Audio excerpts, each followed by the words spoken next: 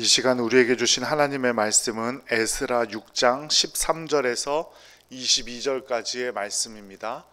에스라 6장 13절에서 22절까지의 말씀, 구약 성경 718쪽을 전후해서 찾으시면 되겠습니다. 에스라 6장 13절에서 22절까지의 말씀입니다. 하나님의 말씀 함께 봉독해 올리겠습니다. 다리오 왕의 조서가 내림에 유브라데강 건너편 총독 다뜨네와 스달 보스네와 그들의 동관들이 신속히 준행하니라. 유다 사람의 장로들이 선지자 학개와 이또의 손자 스가랴의 권면을 따랐으므로 성전 건축하는 일이 형통한지라. 이스라엘 하나님의 명령과 바사왕 고레스와 다리오와 아닥사스다의 조서를 따라 성전을 건축하며 일을 끝내되 다리오 왕 제6년 아달월 3일에 성전 일을 끝내니라. 이스라엘 자손과 제사장들과 레위 사람들과 기타 사로잡혔던 자의 자손이 즐거이 하나님의 성전 봉헌식을 행하니, 하나님의 성전 봉헌식을 행할 때에 수소 100마리와 수량 200마리와 어린 양 400마리를 드리고, 또 이스라엘 지파의 수를 따라 수렴소 12마리로 이스라엘 전체를 위하여 속죄제를 드리고, 제사장을 그 분반대로 레위 사람을 그 순차대로 세워 예루살렘에서 하나님을 섬기게 하되 모세의 책에 기록된 대로 하게 하니라. 사로잡혔던 자의 자손이 첫째 달 14일에 유월절을 지키되 제사장들과 레위 사람들이 일제히 몸을 정결하게 하여 다 정결하매 사로잡혔던 자들의 모든 자손과 자기 형제 제사장들과 자기를 위하여 유월절 양을 잡으니, 사로잡혔다가 돌아온 이스라엘 자손과 자기 땅에 사는 이방 사람의 더러운 것으로부터 스스로를 구별한 모든 이스라엘 사람들에게 속하여 이스라엘의 하나님 여호와를 찾는 자들이 다 먹고 즐거움으로 이랫동안 무교절을 지켰으니, 이는 여호와께서 그들을 즐겁게 하시고 또 아수르 왕의 마음을 그들에게로 돌려 이스라엘의 하나님이신 하나님의 성전 건축하는 손을 힘있게 하도록 하셨음이었더라. 아멘. 할렐루야. 네, 오늘도 수고 많으셨습니다. 우리 옆에 분들과 함께 인사 나누겠습니다. 사랑합니다. 축복합니다. 참 잘 오셨습니다. 바사왕, 그러니까 페르시아의 왕 고레스의 칙령으로 시작된 포로 기환과 성전 건축이 다리오 왕 때에 완료가 됩니다. 그러니까 다리오라는 이름이 몇 주 전에 나왔는데 혹시 기억하시나요? 몇 주 전에 메대 사람 다리오가 바벨론 제국을 멸망시켜 버립니다. 그 다리오 왕은 다리오 1세고요. 여기서 말하는 다리오는 다리오 2세입니다. 다리오 2세가 유다 사람들이 성전을 재건하는데 어려움이 없도록 도움을 주죠. 1차 포로기한의 지도자는 수룹바벨과 예수아라는 사람인데, 돌아오자마자 성전 건축을 시도했지만 방해하는 세력들이 있었습니다. 북왕국 이스라엘을 멸망시켰던 아수르는 바벨론과 다르게 포로로 잡아가는 것이 아니라 적극적인 이주 정책을 썼어요. 그래서 북왕국 이스라엘에 살던 지역에 살던 사람들을 절반을 다른 지역에다가 살게 하고, 다른 지역에 살던 이방인들을 북왕국 지역으로 강제 이주해서 살게 했습니다. 그러게 살게 해서 지금 70년 정도가 지난 거예요. 그러니까 70년이 더 지났죠. 한 300년 정도가 지난 거예요. 그러고 나니까 서로 결혼도 하게 되고, 또 그러다 보면 이방신도 섬기게 되고, 그런 사람들이 북왕국 지역에 살고 있었죠. 그 사람들을 우리는 무슨 사람이라고 하나요? 혹시 아셔요? 예수님 때 많이 나온 사람, 선한 사마리아인. 그 지역에 살고 있던 북왕국 지역의 수도가 사마리아이고, 그렇게 섞여서 이방인들과 섞여서 살 수밖에 없었던 운명을 맞았던 사람들을 사마리아인이라고 해요. 그런데 이 유대인들은 사마리아 사람들을 인정해 줬나요? 안 인정해 줬나요? 안 인정해 줬어요. 개보다도 못한 사람들이라고 여겼어요. 왜냐하면 이방인들과 결혼하면 안 됐거든요, 유대인들은. 그런데 이방인과 결혼하고, 이방인과 결혼한다는 말은 어떤 의미라고 말씀드렸죠? 이방신을 섬기는 거라고 말씀드렸어요. 그러니까 그런 사람들이 인정을 안 해줬는데, 그런 사람들이 찾아와서 우리도 성전 건축에 끼워달라고 하니까 당연히 끼워주지를 않았던 거예요. 그랬더니 이 사람들이 방해를 놓기 시작합니다. 그러니까 포로 귀환을 시켰던 고레스 왕, 그 다음 아하수에로 왕, 그 다음 아닥사스다 왕, 그 다음 다리오 왕인데, 그 페르시아의 왕들이 그 왕들에게 계속 고발하고 편지를 보내고 당신이 지금 왕이 속고 있는 거라고 이 성전 건축을 방해하는 겁니다. 대표적으로 아닥사스다 왕에게 올린 글이 에스라 4장 11절에서 16절에 기록되어져 있어요. 그 내용을 읽어보면 이런 겁니다. 지금 이 유대 사람들이 성전 건축하는 것 때문에 왕에게 협조하는 것 같지만 성전이 다 건축되고 나면 절대로 왕의 말을 들을 사람들이 아니다. 이 사람들은 왕에게 세금도 내지 않을 거다. 그러다가 결국 왕은 영토를 잃고 말 거다. 뭐 이런 거짓된 편지를 짓게 됩니다. 그래서 성전 건축이 다리오 제2년까지 약 16년간 중단되게 돼요. 그런데 유대인들도 어쩌면 그 상황을 다행이라고 생각했던 것 같아요. 왜냐하면 고향이긴 하지만 70년 만에 돌아와 보니까 집도 없고 그 예루살렘 성은 다 무너져 버렸고, 그런 곳에서 도착해서 먼저 성전을 지으려고 하니 이 사람들도 얼마나 괴로웠겠어요. 그죠? 그 바벨론과 페르시아의 좋은 환경, 비록 노예이긴 했지만 좋은 환경, 좋은 집 이런 데서 살다가 고향이라고 돌아왔는데 텐트를 치고 살아야 되고 텐트도 못 칠 지경이고 막 이렇게 되니까 너무 힘든데, 오히려 성전 건축 멈추길 잘됐다, 우리 집이나 짓자 하고 자기들 집이나 짓고 있었던 거예요. 16년 동안. 그렇게 16년이 지나서 하나님께서 다시 일하기 시작하셨습니다. 그때 세워진 선지자 이름이 학개와 스가랴예요. 좀 들어보신 것 같죠? 어디의 제목이기도 해요? 성경의 제목이기도 하죠. 그 학개 스가랴라는 그 예언서가 바로 이때를 배경으로 하고 쓰여진 예언서인 거예요. 그러자 또 성전 건축을 멈추게 하려는 인물들이 등장했습니다. 에스라 5장 3절 말씀을 함께 읽어볼게요. 그때에 유브라데강 건너편 총독 다뜨네와 스달보스네와 그들의 동관들이 다 나와 그들에게 이르되, 누가 너희에게 명령하여 이 성전을 건축하고 이 성곽을 마치게 하였느냐 하기로. 이 인물들이 어디에 나옵니까? 다뜨네, 스달보스네, 이런 사람들이 어디에 나와요? 오늘 본문에 나오죠. 근데 오늘 본문에는 뭐라고 나오냐면, 이들이 다리오 왕의 명령을 받아 신속히 준행하였더라, 이렇게 나와요. 그런데 이 사람들이 처음부터 성전 건축에 협조적인 사람들이 아니었어요. 오늘 말씀에도 볼 수 있듯이 이 사람들이 처음부터 거기 살던 사람들이 아니기 때문에 이 역사를 잘 모르는 거예요. 16년 동안 무슨 일이 있었는지. 그래서 성전을 건축하지 않고 있었는데 갑자기 성전을 건축하겠다고 나서니까, 누가 너희에게 성전을 건축하라고 했냐? 성전 건축을 멈춰라, 이렇게 말하고 있는 거죠.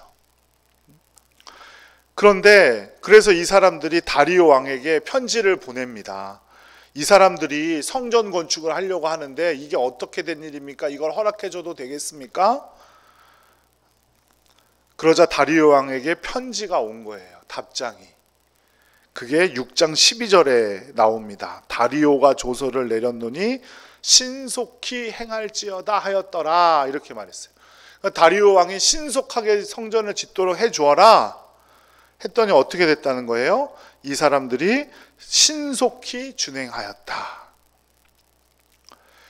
여기서 말하는 신속히라는 단어가 있죠. 신속히, 속도의 개념이기도 하지만 사실은 이거는 정확히라는 개념이 더 커요. 그러니까 빨리 했다기보다 그 말을 정확히 왕의 명령을 정확히 지켰다, 이런 말입니다.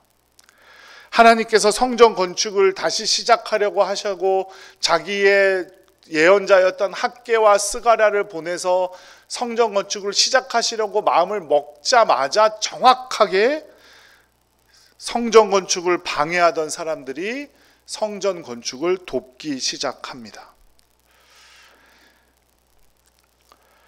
닷드네 등에게 성전 건축을 막지 말라고 도우라고 명령한 사람은 다리오 왕이었지만 그 배후에는 분명히 하나님께서 계셨던 거죠.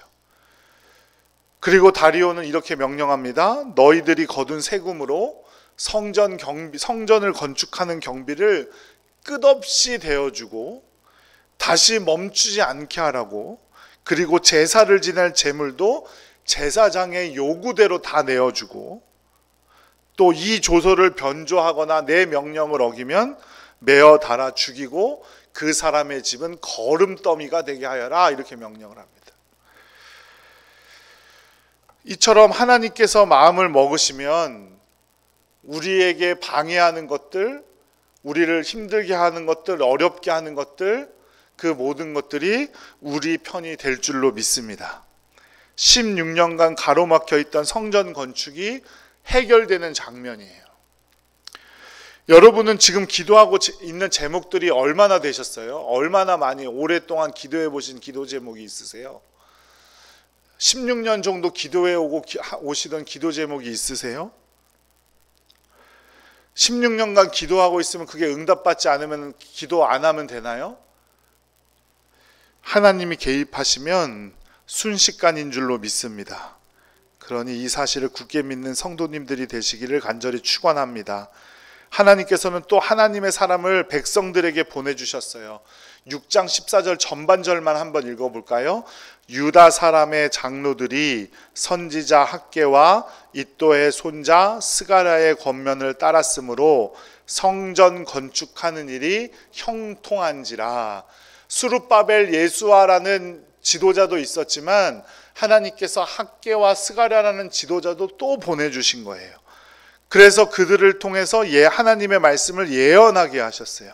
여기서 말하는 예언은 역시 미래에 있는 어떤 일을 말하는다는 의미가 아니고 하나님의 말씀을 대신 전하여 준다라는 의미예요. 대신 전하다 할 때 예언이에요.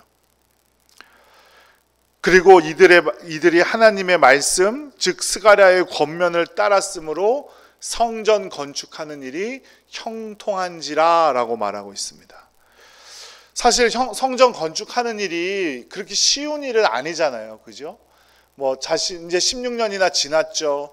멈춰버린 지 16년이나 지났는데 그 일을 다시 시작하는 일이 그리 쉬운 일은 아니었을 거예요. 그럼에도 불구하고 이들은 하나님의 말씀을 따랐더니 형통하였다.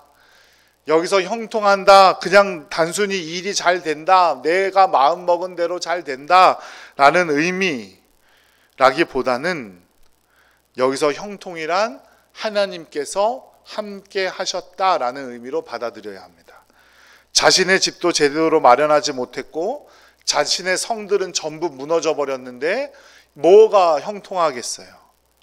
하지만 하나님께서 함께 하셨다. 창세기의 요셉의 삶도 보세요. 그가 언제 형통했다고 기록하고 있습니까? 아버지의 집에서 좋은 옷 입고 좋은 것 먹을 때 좋은 것 먹을 때 형통했다고 기록합니까? 절대 그렇지 않아요. 성경을 잘 창세기 42장 이후를 잘 들여다보면 요셉이 형통할 때 언제 형통했다 그랬냐면 감옥에 갇혔을 때 형통했다 그랬어요. 감옥에 갇혔는데 뭐가 형통하겠습니까? 감옥에 갇혀 있어도 거기서도 하나님이 함께 하셨고 성전 건축은 멈춰버렸지만 하나님의 말씀을 믿고 최선을 다했을 때 그 일이 풀려져 나가고 어떤 것도 방해가 받지 않았음을 꼭 기억하시기 바랍니다. 그러니 성도의 삶은 어떤 것이 잘 계획되느냐, 잘 준비되느냐가 아니라 그 일에 하나님이 함께 하시는가 아닌가가 문제라는 거예요. 유다 백성들은 하나님과 함께하는 길을 선택하였고 성전 건축도 이루고 하나님의 형통함도 경험하게 되었습니다. 하나님이 함께하시니 다리오 왕 제6년에 성전 건축이 완성되었습니다.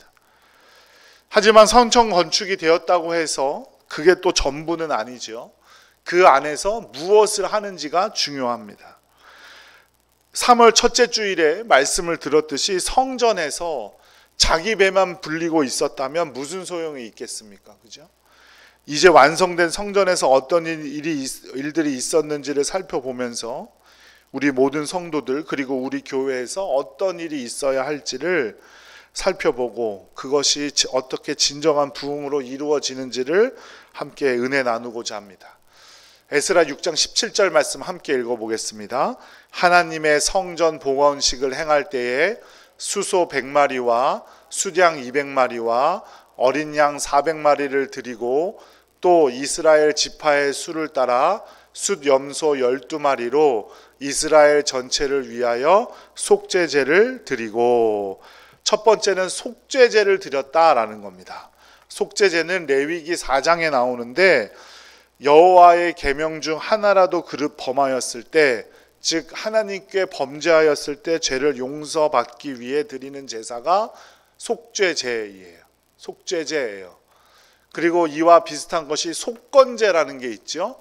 속건제는 사람들 사이에서 잘못한 일들, 그러니까 이웃의 물건을 빼앗았을 때나 내가 가지고 있던 소가 남의 그 농작물이나 남의 소를 다치게 했을 때, 이럴 때 드리는 제사가 속건제입니다. 즉 성전 봉헌식을 드리며 이들이 처음 한 일은 속죄제, 즉 자신이 하나님 앞에 지은 죄를 용서받기 위해 애썼다라는 거예요. 그리고 나서야 제사장과 레위 사람들을 세워서 하나님의 말씀대로 성전을 섬길 수 있도록 했다라고 18절 말씀에 기록하고 있습니다. 자신의 일을 먼저 한 게 아니에요. 거기에 있던 모든 유다의 사람들이 모여서 속죄제를 드리며 하나님 앞에 자신들의 죄를 회개했어요. 우리도 이와 같이 성전에 처음 들어오면 제일 먼저 지난 성전을 나서면서 들어오면서까지 자신의 죄를 용서받기 위해 회개의 기도를 드려야 합니다. 그게 먼저예요. 교제, 성도 오랜만에 본 성도들과 잘 지냈냐고 인사하는 것, 그게 중요하지 않다는 게 아니에요. 성전에 들어와서 가장 중요한 일은 그동안의 죄를 하나님 앞에 고백하고 내가 온전한 예배를 드릴 수 있도록 준비하는 겁니다. 그들이 속죄 제물로 제물을 드렸는데 뭐 많죠. 숫소 100마리, 수양 200마리, 어린 양 400마리, 엄청 많은 거잖아요. 이들은 최선을 다해서 드렸을 거예요. 그렇죠? 이들도 얼마나 최선을 다해서 드렸겠어요. 포로 생활하면서 재산이 많지도 않았을 텐데, 그럼에도 불구하고 솔로몬 성전이 세워질 때 솔로몬이 드렸던 제물에 비하면 정말 보잘것없는 것들이었거든요. 중요한 건 많고 적음이 중요한 것이 아니라 진정으로 내가 내 죄를 고백하고 내가 지난 일주일 동안 잘못했던 일들을 주님께 회개하는 마음으로 예배에 참석하느냐 아니냐에 달려 있다는 겁니다. 하나님은 많은 예물보다 진실하게 회개하는 마음과 순전한 헌신을 기쁘게 받으십니다. 그래서 우리는 예배당에 들어오면 제일 먼저 기도하라고 가르치는 거예요. 그냥 교회에서 조용히 있으라고 기도하라는 게 아니에요. 예배당에 오면 조용히 있어야 되니까, 시끄럽게 떠들면 안 되니까 기도하라 그러는 게 아니에요. 하나님의 말씀에 순종하지 않고 그릇 행한 모든 죄를 용서받기 위해 회개 기도를 드리고 온전한 예배를 드리는 겁니다. 그래야 예배를 통해서 진짜 즐거움을 맛볼 수가 있게 됩니다. 성도의 즐거움은 예배를 통해 누리는 겁니다. 성전은 무엇 때문에 짓습니까? 우리 교회는 무엇 때문에 지은 겁니까? 예배 드리기 위해 지은 거죠. 요즘은 예배당을 지을 때 많은 부분을 차지하는 것이 좋은 음향과 영상이죠. 요즘 대형교회 가보면 뒤에 목사님 뒤에서는 이 뒤 벽면을 전부 저 LED로 다 꽉 채워가지고 막 화려한 영상들, 또 좋은 음향들, 그래서 요새 건축비의 꽤 많은 부분이 음향과 영상에 많이 들어갑니다. 왜 그렇습니까? 사람의 눈과 귀를 즐겁게 해주기 위해서 그런 겁니까? 그렇지 않아요. 조금이라도, 어떻게라도 조금이라도 더 예배에 도움이 될까 하기 위해서 그렇게 하는 거죠. 하나님께서 노예로 살던 이스라엘 백성들을 출애굽하게 하신 이유는 무엇이었습니까? 노예로 자유롭게 예배하지 못하던 백성들을 자유롭게 예배드리는 백성들, 원할 때마다 예배할 수 있는 백성들로 바꾸어 주시기 위해서였어요. 민족을 이끌고 나오기에 바로를 찾아간 모세에게 바로가 묻습니다. 왜 굳이 그렇게 광야로 나가려고 하냐? 그랬더니 모세가 대답하죠. 우리는 3일 길을 걸어가 광야에서 하나님을 예배하기 위함이다. 이렇게 말합니다. 출애굽은 예수 그리스도의 구원의 상징이라고 하죠. 그래서 예수님을 6월절에 어린 양이라고 합니다. 출애굽기는 구원에 대한 이야기를 그 이야기로 담고 있는 성경이에요. 그러니까 출애굽이란 단순히 애굽의 노예에서 살던 삶을 하나님을 예배하는 백성으로 인생 전체를 바꾸어 주시려는 하나님의 놀라운 은혜를 담고 있는 책이 출애굽기입니다. 왜 그렇게 하셨습니까? 예배하는 백성들로 삼으시려고. 출애굽은 내 삶의 태도를 온전히 하나님께로 돌이키는 것이었습니다. 성전 봉헌식에서 제일 먼저 이 유대 사람들이 속죄제를 드리며 지난 조상들의 죄와 자신들의 잘못을 회개하고 예배를 드렸다는 사실을 우리는 꼭 기억해야 합니다. 그 안에 진정한 기쁨이 있음을 분명히 기억하시기 바랍니다. 우리의 모든 신앙생활의 중심은 예배가 되어야 합니다. 우리가 아이들을 주일학교에서 가르치는 것, 온전한 예배자로 세우기 위해서입니다. 또한 우리가 신실한 교제를 나누고 주님 안에서 같이 웃고 같이 우는 것 모두 함께 예배드리기 위함입니다. 왜 우리가 이웃을 돕습니까? 이웃을 도우며 그들을 온전한 예배자로 만들기 위해서입니다. 그 모든 것이 예배에 있다는 사실을 꼭 기억하시고 우리의 삶의 중심을 예배에 두는 복된 성도님들 되시기를 간절히 바랍니다. 두 번째, 이들이 성전을 짓고 제일 먼저 하는 일은 절기를 지켰다는 겁니다. 마침 그때는 무교절기였고 무교절의 첫날을 유월절이라고 합니다. 이 절기는 일주일 동안 누룩 없는 빵인 무교병을 먹으면서 출애굽의 구원을 기념하며 감사하는 절기이죠. 유월절, 무교절. 이때 먹었던 누룩 없는 빵을 상품화한 것이 우리가 아침마다 잘 먹는 베이글이라는 빵입니다. 하나님께서 절기를 지키게 하신 것은 하나님을 기억하라고 하는 것이죠. 이스라엘 민족이 매주 지킨 절기는 무엇입니까? 매주마다 지킨 절기, 안식일이죠. 매달마다 지킨 절기는요, 월삭이죠. 그리고 매년 6월절, 7.7절, 수장절 이 세 절기는 꼭 예루살렘에서 지킬 수 있도록 했고 이후 불임절과 수전절이라는 절기가 더해집니다. 이들에게 절기를 지키라고 하신 것은 하나님을 기억하며 매 절기의 의미를 이루시고 우리가 또 이 자리에 와서 예배드릴 수 있게 우리를 인도하시고 보호하신 분이 하나님임을 기억하기 위해서였습니다. 지난 일주일 동안 우리가 안전하게 살 수 있었던 것은 하나님이란 고백이 지금 우리가 지키는 주일의 의미라는 겁니다. 그냥 매일 해가 동쪽에서 떠서 서쪽에서 지듯이 매일 아침에 출근하고 아무 일 없이 저녁에 집에 들어와 쉴 수 있는 것이 당연한 것처럼 매일매일 반복이 되니까 그냥 당연한 것처럼 받아들여서는 안 됩니다. 우리가 당연히 누리고 있는 그 일들 당연히 이루어지는 것이 아니에요. 누가 지켜주시기 때문에 이루어지는 겁니까? 하나님께서 지켜주시기 때문에 이루어지는 것. 그러니 우리는 매일매일 하나님께 감사할 수 있어야 하고 또 하나님을 기억해야 하고 그것을 일주일마다 한 번씩 함께 모여 예배함으로 기억하고 하나님께서 나를 인도하시고 보호하신다는 그 믿음의 고백을 하는 것이 바로 주일 예배인 겁니다. 지난달도 이번 달도 나를 지키실 분은 하나님밖에 없다고 고백하는 것, 그게 월삭 새벽 기도입니다. 매년 지키는 절기도 마찬가지입니다. 자신들의 민족을 지키시고 보호하고 계시는 분은 하나님이라는 고백이에요. 우리 교회에서 그런 고백이 넘치기를 간절히 축복합니다. 교회 안에서 그리고 우리 생활 가운데 매사 하나님을 기억하고 하나님이 나를 지키시지 않았더라면, 나를 보호하시지 않았더라면 이런 당연하게 이루어지는 일들도 당연하게 이루어지는 것이 아님을 고백하는 여러분들 되시기를 간절히 축복합니다.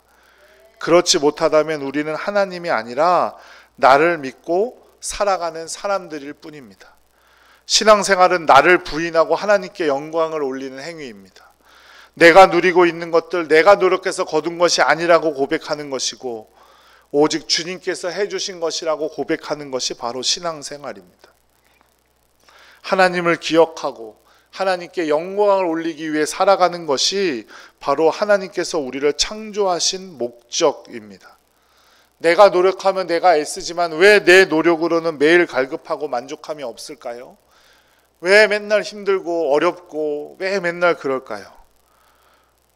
우리는 나의 만족을 위해서가 아니라 하나님께 영광을 올리기 위해 창조된 존재들이기 때문입니다.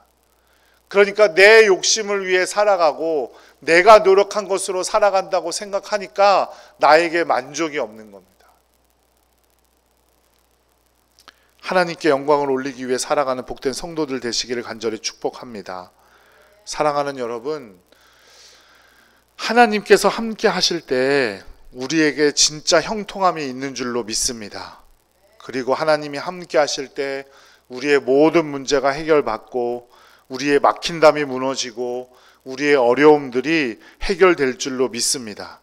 그러므로 우리는 하나님을 온전함으로 예배드려야 하고 회개를 통해 정결함으로 예배드려야 하고 그리고 하나님께 영광 돌리기 위해서 하나님을 기억하며 내 모든 삶의 부분들도 하나님으로 비롯된다는 사실을 고백하며 하나님께 영광 돌리며 살아가야 합니다. 그것이 바로 그리스도 안에서 구원의 은총을 누리는 백성들이라는 사실을 잊지 않고 살아가는 복된 성도님들 되시기를 간절히 축복합니다. 그리고 그렇게 살아가는 우리 성도들, 우리 교회가 될 때 우리 교회 가운데 진정한 부흥의 역사가 넘치게 될 줄로 믿습니다. 기도하겠습니다.